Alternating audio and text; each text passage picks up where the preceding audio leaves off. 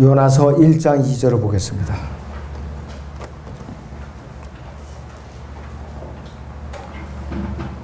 너는 일어나 저 큰 성읍 니느웨로 가서 그 성읍에 외치라. 이는 그들의 죄악이 내 앞에 닿았음이라 하였으나 그랬습니다. 오후의 주제는 요나서를 통한 교훈들입니다. 요나서를 통한 교훈. 요나는 두말할 것도 없이 실질적으로 역사적으로 존재했던 인물이에요. 누가 증거하고 있느냐면 예수님께서 바로 증거하고 계셔요. 마태복음 12장을 보죠. 39절에서 41절을 보겠습니다. 마태복음 12장 39절에서 41절을 봅니다.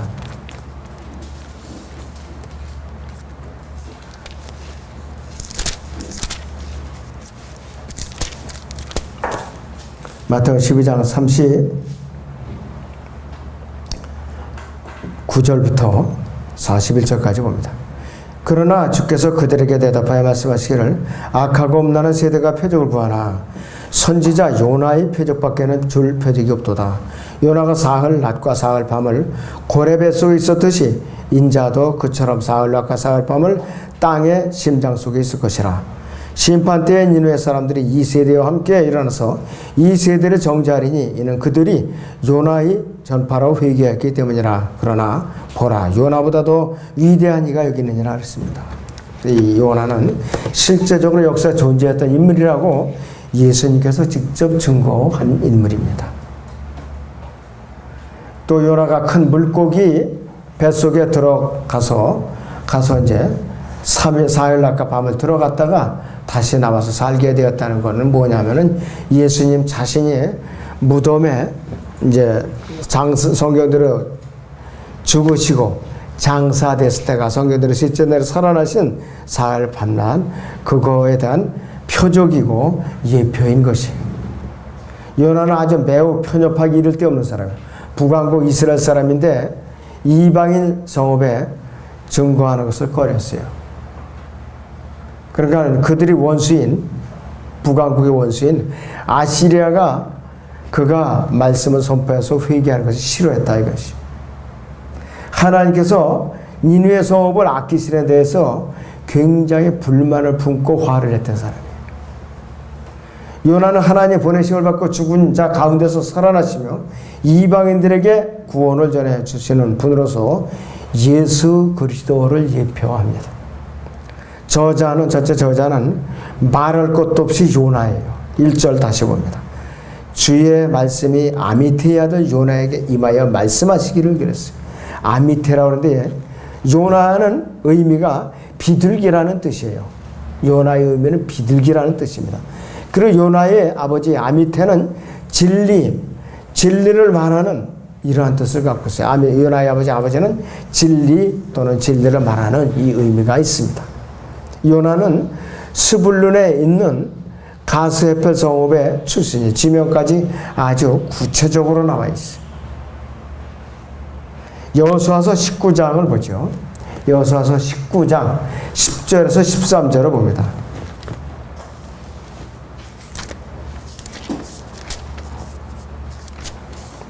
19장 10절에서 13절을 보죠.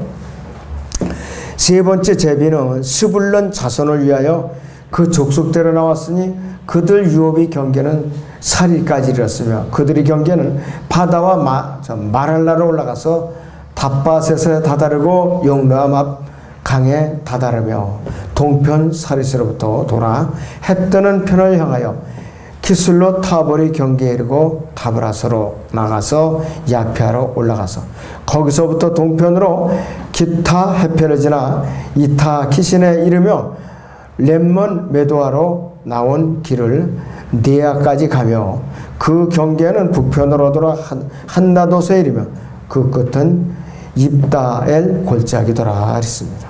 분명히 실제적으로 존재했던 지명이 바로 가드 헤펠이라는 것이죠. 예언 기간은 BC 793년에서 753년이에요. 793년은 753년이라 이겠어요. 주제는 뭐냐? 불순종하는 종. 요나가 불순종하는 종의 주제. 본문 말씀을 다시 들으면 요한서 1장 2절을 다시 들으면은 너는 일어나 저 큰 성읍 니느웨로 가서 그 성읍의 위치라. 너는 그들의 죄악이 내 앞에 닿았음이라 그랬습니다. 40일이 지나면은 저 니느웨 성읍이 망하리라. 이렇게 전파하라고 그랬어요. 그러나 요나는 가기가 싫었고 불순종했던 거. 왜? 그 민족이 정신을 차리고 회심하면은 자기 민족을 쳐서 멸망시키려 알았기 때문에 그런 것이죠. 그런데 이 요한서 1장 2절의 명령을 요나의 입장에서는 받아들이기가 굉장히 어려웠어요. 니느웨는 당시 세계 최고 왕국인 아시리아의 수도였었어요. 그 제국 아시리아 제국은 요나의 조국인 북왕국 이스라엘과 또 이 요나의 조국을 갖다 쓸어버리려고 마음을 품고 있었던 국가였었던 것이. 니느웨를 수도로 한 아시리아는 열왕기하 7장에 나와 있듯이 북왕국 이스라엘 백성을 모두 포로로 잡아갔는데 언제나 BC 722년 일이에요. 그러니까 요나가 이 메시지를, 심판의 메시지를 전하고 나서 언제 일이냐? 30년 후의 일이에요. 31년 후. 요나가 부르심을 받은 것은 열왕기하 14장에서 부름을 받았어요. 그때쯤에서. 만약 요나의 설교를 니느웨 사람들이 회개해서 하나님과 올바른 관계가 이제 형성이 되면은 이 아시리아 이제 제국은 곧바로 북왕국 이스라엘을 공격할 태세를 갖추고 있었다 이것이. 요나는 북왕국 이스라엘의 자기 죄악 가운데 있음을 뻔히 알고 있으면서도 하나님께서 아시리아를 들어치실 것을 또 알고 있었어요. 하나님의 부르심은 요나로서는 그래서 받아들이기가 굉장히 어려웠다 이것이. 당시 북왕국 이스라엘 왕은 누구냐? 요아스의 아들 여로보암이에요. 이 여로보암 왕은 주의 목전 악을 향하고 있었어요. 하나님께서 요나에게 요나와 그의 조국 북왕국 이스라엘의 멸망을 확조하던 그 임무를 요구하시는 그게 뭐냐? 바로 아시리아로 가서 니느웨 성읍에다가 40일 후에 너희가 멸망하리라. 그렇게 외치리라 이거예요. 그러면 그들이 정신을 차리고 분명히 그래갖고 회심하면 바로 너희 북왕국을 멸망시켜라. 바로 이런 뜻이라 이거예요. 그래서 요나의 입장으로서는 손톱 발걸음이 안 떨어졌어요. 열왕기하 14장 보죠. 24절. 열왕기하 14장 24절을 봅니다.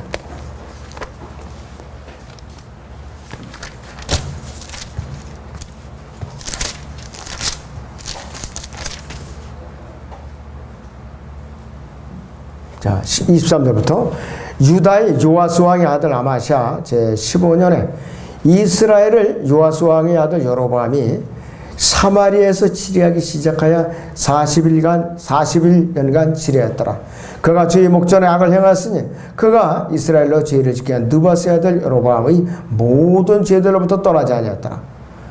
그가 이스라엘 지경을 하말 입구에서부터 평원의 바다까지 회복하였으니 가데 별사라 아미타의 아들 주의 종 선지자 요나의 손을 통해 말씀하신 이스라엘의 주 하나님의 말씀대로 되었더라. 이 여로보암인데 이 사람은 여로보암 2세라고 그러죠. 최초의 북왕국을 세운 사람이 여로보암 1세고 이 사람이 여로보암 2세를 말하는 것이. 하나님께서 요나와 그의 조국국 북왕국 이스라엘의 멸망을 확정하는 임무를 요나에게 맡기니까 제가 요나의 입장이라도 아마 굉장히 망설였을 거예요. 요나서의 핵심적인 주제가 있어요. 잃어버린 혼들에 대한 하나님의 사랑과 긍휼의 그것이 주제예요. 요나서 4장 11절을 보겠습니다. 요나서 4장 11절을 보겠습니다.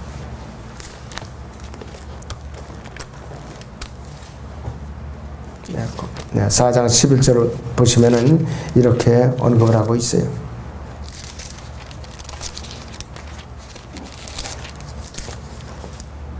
자기들이 오른쪽과 왼쪽도 분별할 줄 모르는 12만 이상 되는 사람들과 많은 가축들이 있는 저 큰 성읍 니느웨를 내가 아껴야 하지 않겠느냐 하시니라 했어요. 우상을 섬기는 사람들이 이 사람들은. 그런데도 불구하고 하나님께서는 요나를 보내서 회개시키려고 작정을 하신 거예요. 예수님께서 잃어버린 혼들의 성읍 예루살렘을 보시고 장차 멸망당할 것을 내다 보시고 눈물로서 통곡을 하셨어요. AD 70년경에 로마 군대에 의해서 멸망당할 것을 보시고 미래 내다보시고 우신 거예요. 누가복음 13장 봅니다. 이 34절에서 35절을 보겠습니다. 누가복음 13장 34절에서 35절을 봅니다.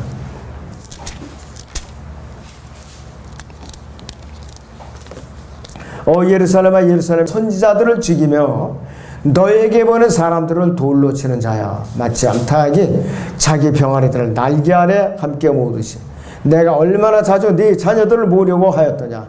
그러나 너희가 원치 아니하였도다. 보라 너희 집이 황폐하여 버린 바 되리라. 진실로 내가 너에게 말하노니 너희가 주의 이름으로 오시는 이는 복이 있도다라고 말할 때가 오기까지 나를 보지 못하리라고 하시더라 그랬습니다.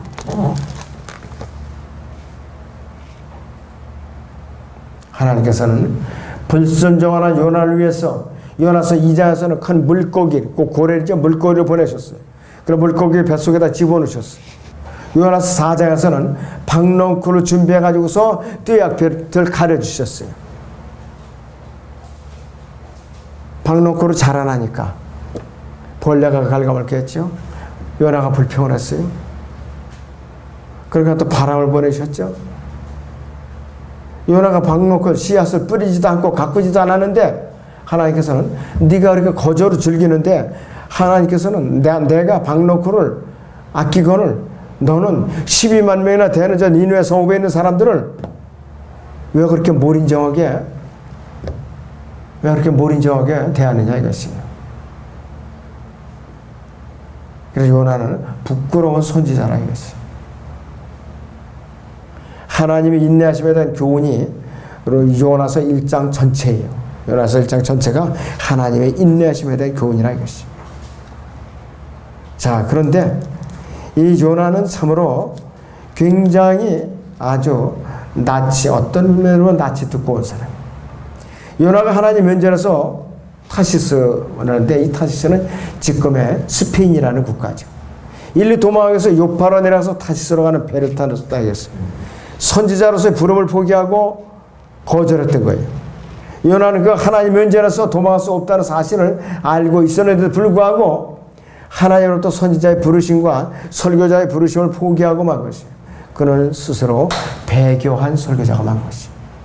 배교한 설교자로 되고 말았다 이것이.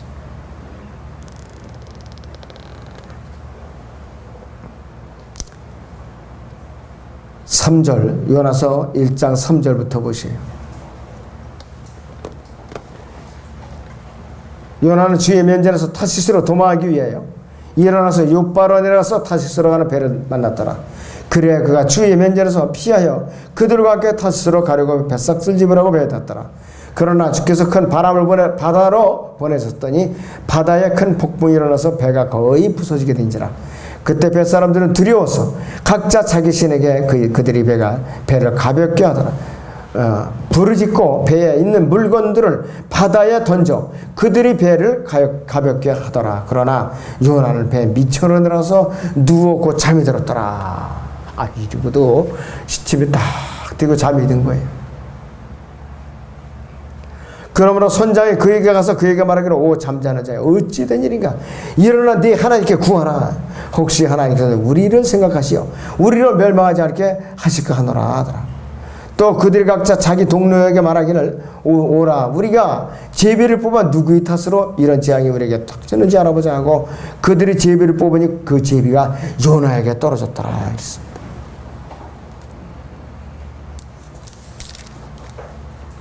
자, 이제는 오도가 또 어떻게 됐어요, 요나가?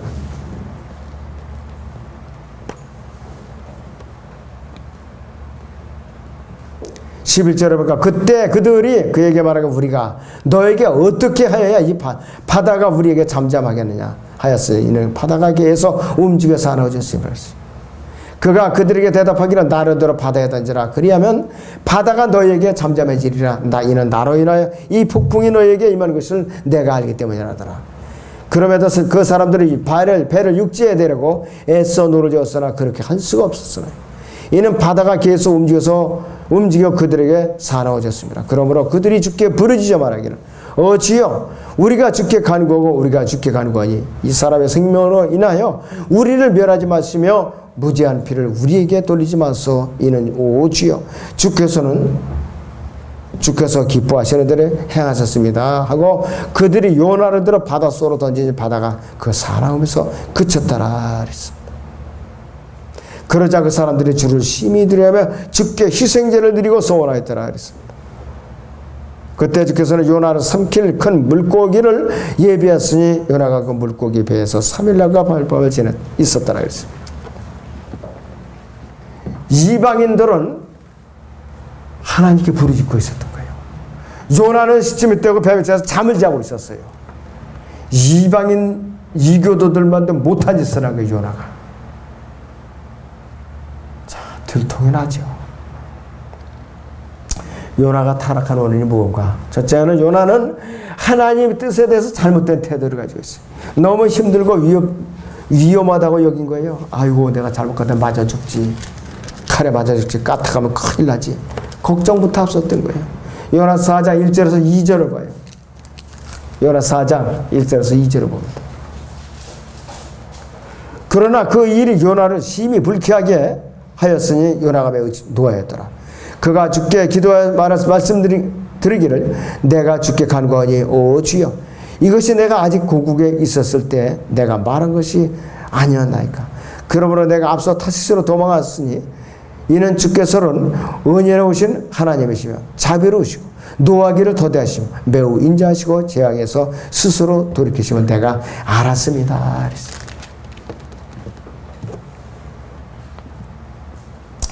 두 번째로 요나는 자기가 원하는 데 따라서 메시지를 전파할 수도 있고 전파하지 않을 수도 있다고 여긴 거예요. 자기가 피할 수 없는 메시지예요. 이거는. 그 요나는 잃어버린 자들에 대한 잘못된 태도를 가지고 있어요. 북왕국 이스라엘 천천지 원수인 니느웨가 은근히 속으로 멸망하기를 원했던 거예요. 하나님의 뜻과는 정반대로 행동을 했어요. 요나가. 그러니까 배가 뒤집힐 정도로 바람을 보내시죠. 타락의 과정을 보면은 배교한 설교자 요나가 어떻게 부르심을 저버리게 되는가 살펴보면 먼저 그는 요파로 내려갑니다. 슬그머니 시침을 떼고 요나서 1장 3절에 보면 그리고 그는 이제 뱃삭을 지불하고 타시스로 가는 배를 타고 배의 맨 밑창으로 내려가서 코를 골고 자요. 이것도 부족해서 그는 들어오면서 잠을 자고 하나님께서 폭풍을 만나서 선원들에 의해서 제비 뽑힘을 당하니까 그가 딱 뽑히더라 이거예요. 바닷속으로 던져서 큰 물고기 뱃속으로 들어간다 이거였어요. 불순종을 언제나 아래로 내려가다 끌어당겨요. 요나가 들어갔던 이 큰 물고기는 이 고래는 사탄의 예표예요. 사탄은 실제로 존재하는 바다 괴물이죠. 욥기 41장에서는 창세기 1장 2절에서 말하는 기품이 말하고 우주라고 우주 위에 있다고 말하는 것이죠. 욥기 41장이나 요나복기서로 15장 2절에 유리 바다를 말하는 것이죠. 그래서 이 땅에서는 고래가 사탄을 예표하는 그러한 동물이에요. 포유류 동물이라는 것이죠. 요나의 5단계에 걸친 타락은 요한에서 1장 3절, 5절, 15절, 2장 6절 이렇게 나오는데 셋째 하늘에서 둘째 하늘로 타락하는 장면이 일치되고 둘째 하늘에서 첫째 하늘로 타락하는 장면과 일치돼 누가복음 10장 18절인 대로 그 다음에 첫째 하늘에서 땅으로 이제 타락하는 장면과 일치합니다. 요한계시록 12장 12절인 대로 그 다음에 땅에서 깊은 구렁으로 끝없이 깊은 구렁으로 지상왕국 때에 땅에서 아주 깊은 구렁으로 천년 동안 갇히죠. 그 다음에 이제 잠시 아마게돈 때 올라왔다가 끝없이 깊은 구렁에서 올라가고 활동을 하다가 지상왕국 끝에 마지막으로 예수님과 이 군대를 대적하였다가 이제 영원한 불못으로 이제 떨어지는 것이 이것이 바로 요나의 5개에 걸친 이 타락이 사탄의 타락의 단계와 거의 일치하고 있더라 이것입니다. 자, 그러면 이제 타락의 결과에 어떻게 되느냐? 요나는 하나님의 음성을 듣는 것을 잃게 된 것이. 하나님께서는 천둥과 번개를 말씀할 수밖에 없었기 때문이죠. 요나는 영적인 힘을 잃고 배 밑바닥에서 잠이 들었기 때문에 일반 선원들이 부르짖는 천둥과 번개와 함께 동반된 그 바람을 갖다가 보지 못한 거예요. 요나는 기도할 힘도 잃었고 기도하는 의욕조차도 잃어버리고만 것이죠. 오히려 이방인들은 기도하고 부르짖었어요. 근데 요나는 포기하고 편하게 잠들어 있었다 이것이에요. 요나는 배에 있는 사람들에게 간증을 잃어버렸고 영향을 행사할 수도 없었고 그의 죄로 인해서 폭풍이 일어났기 때문이에요. 거르스인이 타락하여서 간증을 잃으면 모든 능력을 다 잃어버려요. 영적인 분별력은 물론이고요. 모든 영적인 분별력뿐만 아니라 능력을 다 잃고 하나님과의 교제가 안 돼요. 교제가 안 된다 이것이. 하나님의 자비에 대한 긍휼이 이 교훈이 이 요나서 2장 1절에서 10절까지인데 요나가 회개하는 장면이 나와요. 요나는 하나님의 사랑의 손길 안에서 징계를 받았는데 요나는 자신을 바다로 던진 것은 배에 있었던 이방인 선원들이 아니라 하나님이라는 것을 깨달은 것이에요. 요나서 2장 3절을 봅니다. 주께서 바다 가운데 깊은 속으로 나를 던지셨으므로 큰 물들이 나를 에워쌌고 주의 모든 물결과 파도가 내 위에 덮쳤나이다 그랬습니다.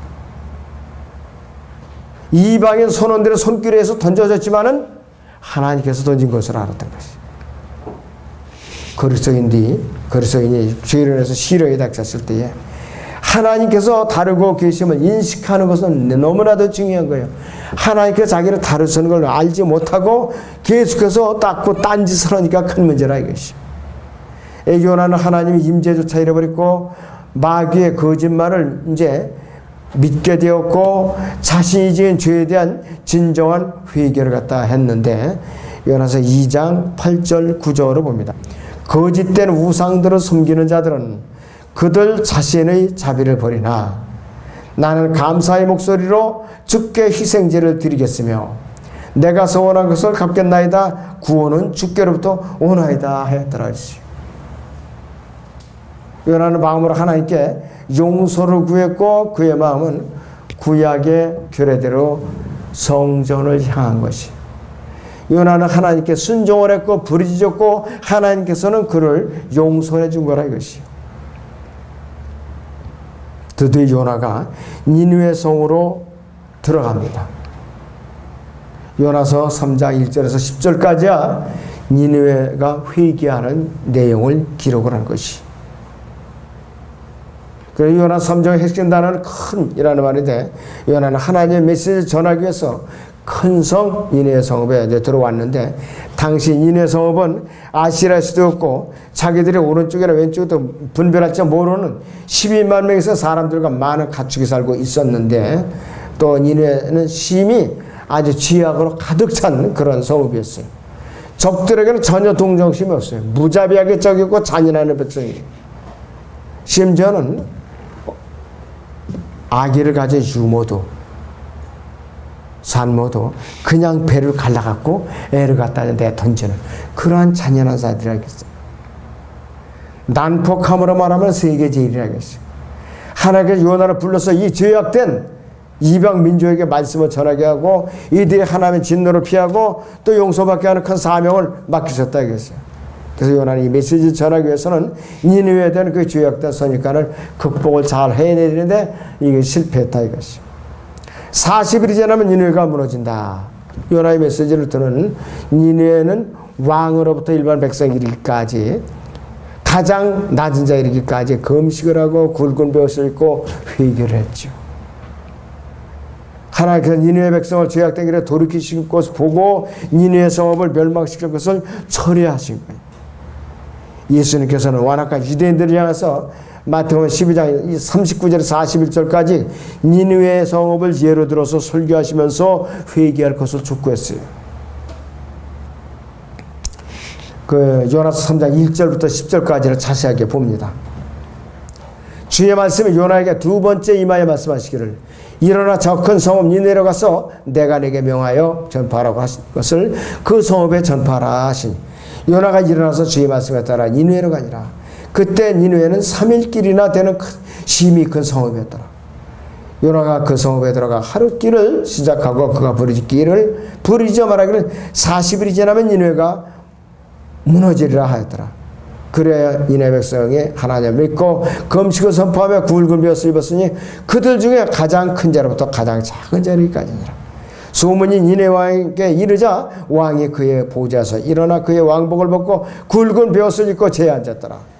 왕이 그의 귀족들과 더불어 니네 저녁에 칙령을 선포하고 조소를 드리게 하여 말하기를 사람이나 짐승이나 소떼나 양떼나 입에 아무것도 대지 못하게 하라. 먹지도 말고 물도 마시지 못하게 하고 사람이나 짐승이나 굵은 배를 쓰고 힘써 하나님께 부르짖게 할지 정령 그들 각인으로 자기의 악한 길과 자기 손에 있는 난폭하면서 돌이키게 할지니라. 혹 하나님께서 돌이키시고 불쌍히 여기시어 그의 진노를 그치고 우리를 멸하지 아니하실지 누가 말할 수 있겠느냐 했더라.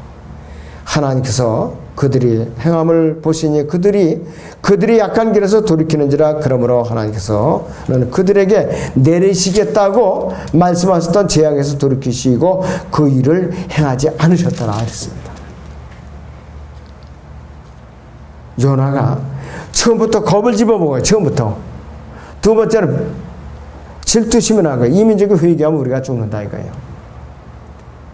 이 요나는 그 두 가지 때문에 부끄러운 선지자로 남아있던 거예요. 그래서 이 니느웨가 회개가 됐고 니느웨가 회개한 걸 보니까 요나는 곧바로 또 불평을 하기 시작한 거예요. 불평. 요나는 자신이 전에 믿을 니느웨가 회개하고 죄악된 길에서 하나님께로 돌이켜서 하나님께서 그들을 멸망시키려 하신 결심을 거두신 것에 대해서 불평을 하기 시작한 거예요. 그래서 이러한 요나에게 하나님께서는 박넝쿨에 비유해서 그의 무지함을 일깨워주시고 하나님의 공의하심에 대한 교훈을 일깨워주신 거예요. 1절에서 3절까지는 니느웨가 회개하고 죄악된 길에서 하나님께 돌이켜서 하나님께 그들을 멸망시키려 하신 것을 그 결심을 거두신 것에 대해서 이 요나가 불평을 하고 있고 4절에서 11절 4장 4절에서 11절까지는 이렇게 불평을 품는 요나에게 하나님께서는 박넝쿨을 또 일어나게 해갖고 요나에게 그늘을 만들어줬다 이것이요. 그래서 하나님의 긍휼하심에 대한 교훈을 일깨워주고 있는 장면이 거기 나오고 있는 것이에요. 요나 4장 1절 3절을 봅니다. 그러나 그 일이 요나를 심히 불쾌하게 하였으니 요나가 매우 노하였더라. 그가 주께 기도하여 말씀드리긴 내가 주께 간구하오니 오 주여 이것이 내가 아직 고국에 있었을 때 내가 말한 것이 아니었나이까. 그러므로 내가 앞서 타시스로 도망하였으니 이는 주께서 은혜로우신 하나님이시며 또 자비로우시고 노하기를 더디하시며 매우 인자하시고 재앙에서 스스로 돌이키심을 내가 알았사옵니다. 그러므로 이제 오 주여 내가 주께 간구하니 내 생명을 내어서 취하소. 사는 것보다 죽는 것이 내게 더 나음이니라 하더라 했어. 옳지 못한 기도에 이것도 사는 것보다 죽는 것이 더 낫다고 그런 것입니다. 4절부터 그때 주께서 말씀하시기를 네가 성내는 것을 잘하는 것이냐 듣더라. 그래야 요나가 그 성읍 밖으로 나서 성읍 동편에 앉아 거기서 움막을 짓고 그 아래 그늘 아래 앉았으니 이는 그 성읍에 어떻게 될 것인지 보려 하였더라. 이 요나는 아주 의심이 많은 사람의 의심에 아주 대장이에요. 그러면 그런가 보다 하고 선포하고 나왔으면 될 걸 그걸 또 지켜보고 있는 거예요. 망하나 안 망하나.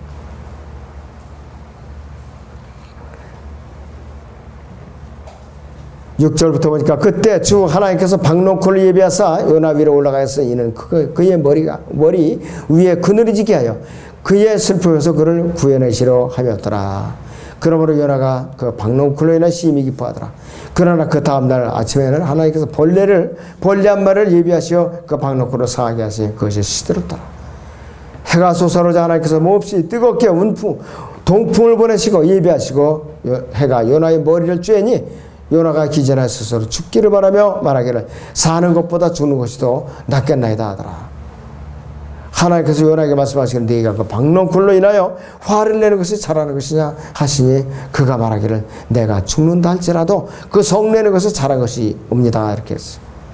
그러자 주께서 말씀하시기는 네가 수고도 아니했고 기르지도 아니했으면서도 하룻밤에 나와서 하룻밤에 없어진 그 박넝쿨을 긍휼히 여겼거늘 자기들의 오른쪽도 왼쪽도 분별할지 모르는 12만 명 이상 되는 사람들과 많은 가축들이 있는 저 큰 성읍 니느웨를 내가 아껴야지 아니하겠느냐 하시니라. 이렇게 논리정연하게 하나님께서 따져주시니까 그만 요나가 말문이 막히고 얼굴이 벌게졌겠죠. 아, 내가 진짜 하나님 앞에 일방적으로 내 주장만 했구나 이렇게 깨달은 것이. 결론은 어떻게 되느냐. 요나가 하나님 앞에 무릎 꿇은 거죠. 참여가 잘못했다. 오늘 여기서 마칩니다.